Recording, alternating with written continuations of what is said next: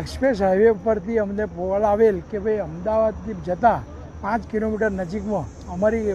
એક ટેન્કર પલટી ખાઈ ગયેલ હોય તેથી અમે તાત્કાલિક ફાયર ફાઈટર અહીંથી રવાના કરેલ આણંદથી તથા એવું જાણવા મળેલ કે આની મેં